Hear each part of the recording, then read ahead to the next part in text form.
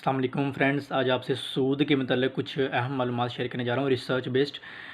سود کے متعلق پتہ سب کو ہے، لیکن اس کے بارے میں بات کوئی نہیں کرنا چاہتا کہ کیسے ایک انفرادی شخص سے لے کر پوری معیشت پورے ملک اس کی زد میں آ چکے ہوئے ہیں۔ لیکن اگر میں یوں کہوں کہ ہماری بربادی آج بحیثیت قوم ہم جن مصیبتوں کا شکار ہیں وہ ایک سود کی وجہ سے ہے، تو یہ غلط نہیں ہوگا۔ تو کچھ پوائنٹس میں آپ کے سامنے رکھنا چاہ رہا ہوں، تو اس کے لیے گزارش ہے کہ یہ ویڈیو آپ لازمی اینڈ تک دیکھیے گا۔ الذي يتخبطه الشيطان من المس. Shaitan has got, it's like Shaitan has touched them. Also, this implies you can't reason with them anymore. When they start tasting that kind of lifestyle of riba, then there's no reasoning with them. They go crazy. And then, and how crazy do they get? Well, they say ذَلِكَ بِأَنَّهُمْ قَالُوا إِنَّمَا الْبَيْعُ مِثْلُ الرِّبَا. That is because they say bay' is just like riba. Trade, business which Allah made halal, is just like riba. What's the difference? سود کے بارے doctor Zakir Naik کیا کہتے ہیں، آئیے سنتے ہیں ذرا۔ Accursed and all of the same level. It further mentioned in Mustadrak al-Hakim, hadith number 2259, the beloved Prophet Sallallahu Alaihi Wasallam said that there are 73 different types of riba, different degrees of riba. And the lowest one is equivalent to a man doing zina with his mother. اسی طرح سورہ بقرہ کی آیت number 278 میں اللہ تعالیٰ فرماتے ہیں، جس کا ترجمہ یہ کہ اے ایمان والو اللہ سے ڈرو اور چھوڑ دو جو باقی رہ گیا۔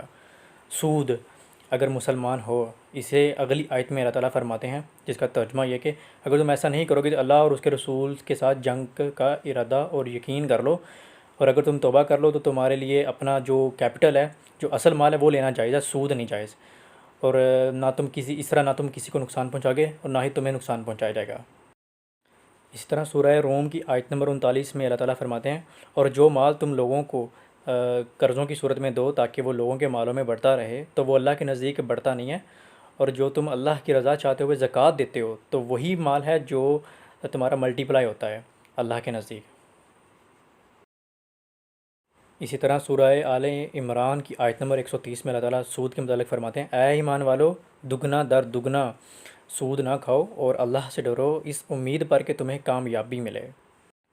اسی طرح سورۃ النساء کی آیت نمبر 161 میں بھی اللہ تعالیٰ نے سود کھانے سے منع کیا ہے اور اس کی ممانعت کا بھی ذکر کیا گیا ہے، اور کافروں کے لیے اللہ تعالیٰ نے وعید سنائی ہے کہ ان کے لیے دردناک عذاب کھا رکھا ہے، کیونکہ وہ منع کرنے کے باوجود سود کھا رہے ہیں۔ انفارچونیٹلی ہمارے بہت سے بینکر دوست ہیں جن کو لگتا ہے کہ ان کی جاب بالکل جائز ہے، میں اس پہ کویسچن مارک نہیں اٹھاتا، وہ خود سوچیں۔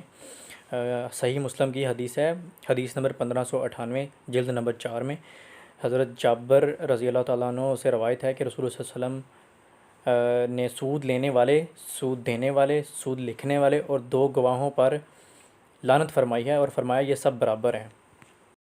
ہمارے جتنے بھی چھوٹے بینک ہیں، کمرشل بینک ہیں، ان سب کے لیے ہدایات سے وہ اسٹیٹ بینک جاری کرتا ہے کہ کس سود کی شرح پر جو ہے نا وہ لین دین کیا جائے گا، لوگوں کو قرضے دیے جائیں گے۔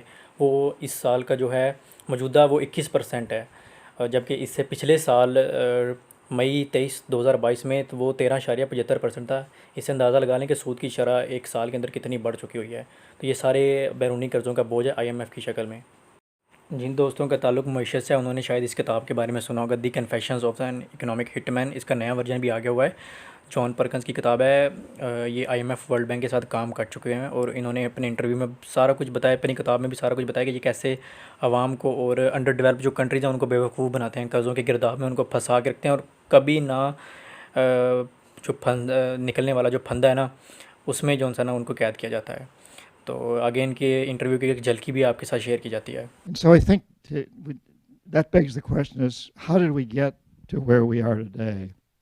And perhaps I'm qualified to some degree to talk about this because I played a role in it as an economic hitman. My official title was chief economist at a major consulting firm. But what I actually did, the main thing that economic hitmen do is we'll identify a country that has resources our corporations want, like oil, and then arrange a huge loan to that country from the World Bank or one of its sister organizations. But the money never actually goes to the country. Instead, it goes to our own corporations who make huge profits out of building power plants, industrial parks, highways, ports, big infrastructure projects.